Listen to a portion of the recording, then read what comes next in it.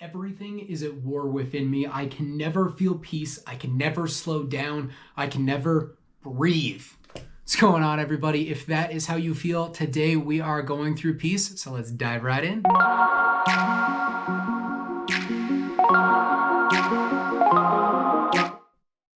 Welcome back, everybody. My name is AP Rowley, author of Abide, and if this kind of content makes you excited, go ahead and smash that like button down below and subscribe to make sure you don't miss a thing. So when we are talking about peace, I think this time, frankly, I'm just going to tell you guys a story, because with all of these, it seems like I've had some sort of wonderful teaching that God's given me, or some sort of amazing thing, and this week is not exactly different, but the big difference here is nobody asked for this one. I didn't have a queue of questions this week. I didn't have anything I was going for.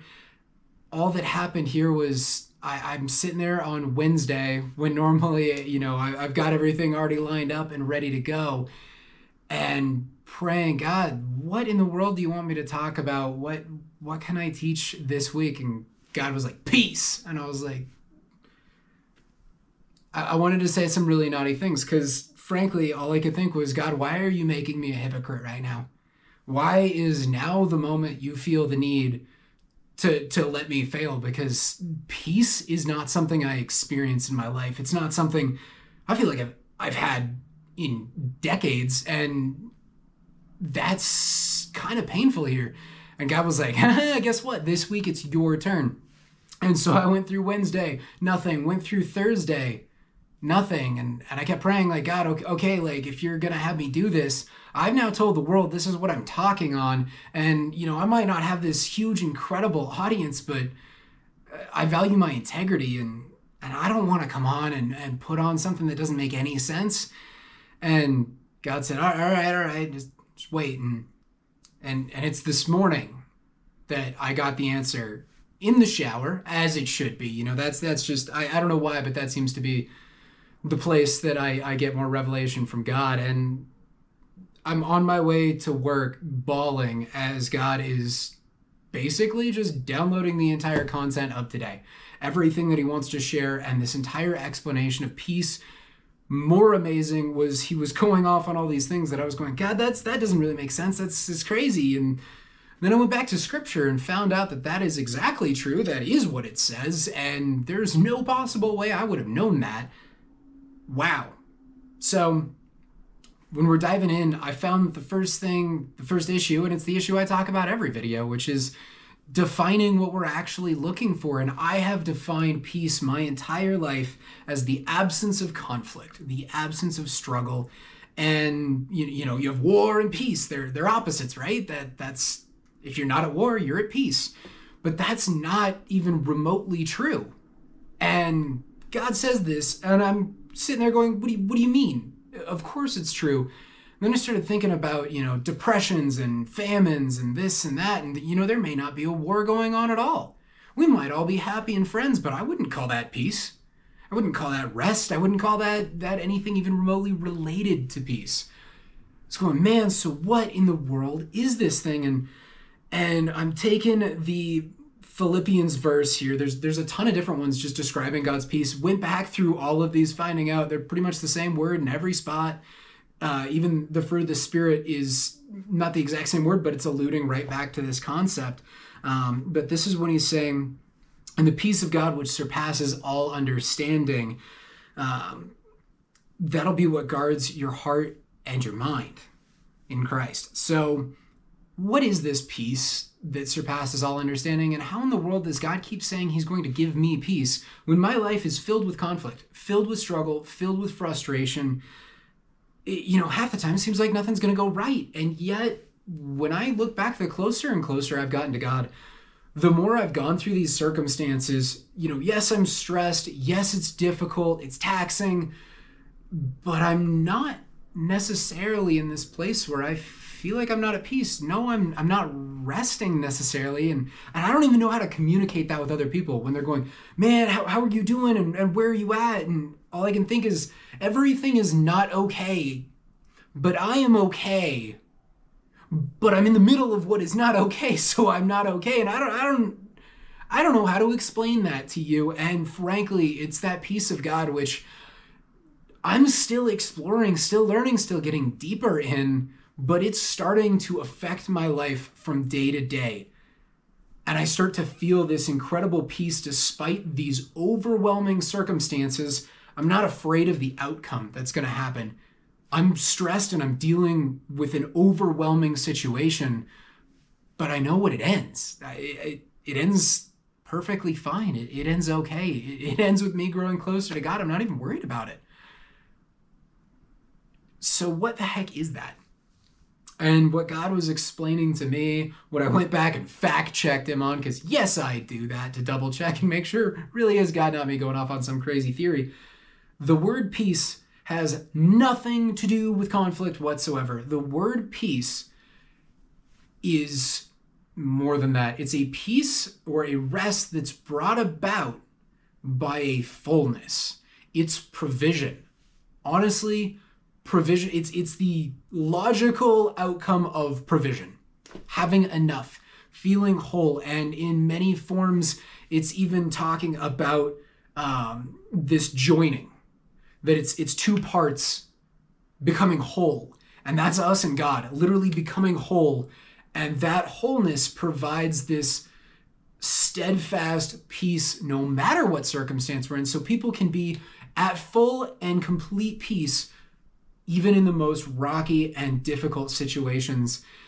A lot of times that provision, it's going to come through in really cool ways. So if we think about, military and man, why is our military the one that's so confident? Well, look at how many cool gadgets we have more than everybody else and how much we have more than everyone else. The provision for the battle is so much greater that we can then, even though there's conflict, even though there's stress, and no, I'm not saying that it's peaches and cream just because you're part of the U.S. military. No, it's incredibly difficult.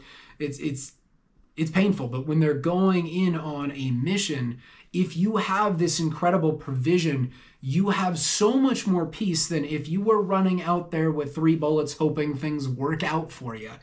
It's not going to be there. Now, we really want provision, and this is why I'm glad that they didn't translate this as provision or as the outpouring of provision or the outcome, and because we always want provision to be monetary. We want it to be tangible, touchable, ready to go, and that is not, it's not what this is. This isn't saying because I have a ton of money, I can rest easy at night. And yes, that is one form, and yeah, that might bring you a little bit of peace. But this is talking about God's peace, which surpasses understanding because God knows what you need to make it through the situation you're dealing with. That might look very different than physical, actual given things. That may look like mental stability. That may look like someone to talk to. Despite the world crashing down around you, that one person that stayed steadfast through it all, that might look like God coming into your situation and being that one person. That might look at the job that comes out of nowhere, like the fact that things just somehow work out in the end. And during the situation, we're learning to trust in the end. That's a nasty and difficult thing to do. But the reason that I really like the Philippians verse, the reason why that's the one that I've cherry picked out of the whole Bible, because I can go on and on about the number of verses, and they all kind of sound similar. But this verse says, "Rejoice in the Lord always. Again, I will say rejoice. Let your gentleness be known to everyone. The Lord is near. Do not worry about anything, but in everything by prayer and request, with thanksgiving, let your request be made known to God." And that right there, that's when the peace of God will come upon you. That's when you get the peace of God. There's literally an order to get it. Like this isn't some sort of magic scenario where it's like, oh, God's peace is higher than me. I'm never going to be able to touch it. I can't get to it. It's confusing, and oh, it's surpassed my understanding. So don't even try. Don't even look in. The surpass your understanding is because it doesn't make freaking sense. Like I want to cry right now just explaining the fact that this has no logical explanation. The fact that I can feel at peace when everything is crashing down around me. How does that work? I don't know, but here's the thing, I know how to get it. And I can give you the formula for how to get it. Because right here, it's don't worry about anything. What are we doing? Because worry is kind of natural. It's going to happen. I'm sorry. Well, I got a little replacement for you here. You don't need to just stop worrying and be silent. No. Nope. What you're going to do is we're replacing worrying with prayer and supplication. So all you're going to do is take what you're worrying about, what you're stressing about, what you're freaking out over, and you're giving it to God. But this isn't just like, okay, here it is. This is actually telling God exactly what's happening. Giving him every detail, every piece, every frustrating problem, even when the prayers don't make sense, even when the prayers aren't ethical, right, or okay. One of my favorite verses is one of the Psalms, and it's actually one of the most disturbing things I think I've read. And, it's talking about how he wishes that his enemies' children, are dashed on the rocks, which is a polite way of some pretty nasty things that he's looking for. And that's what he's praying to God. That's what he's asking for. That doesn't mean that's right, ethical, or okay. That's how he feels. So we're taking these things and we're putting them before God, but we're not just doing that. We're also thanking God. We're thanking God for who he is and for where he's come from. And this is something that I've found deeply important to me is coming into God's presence with thanksgiving. Even though everything else is crashing down around you, guess what? There's some good things that are happening that you're not acknowledging. I can promise.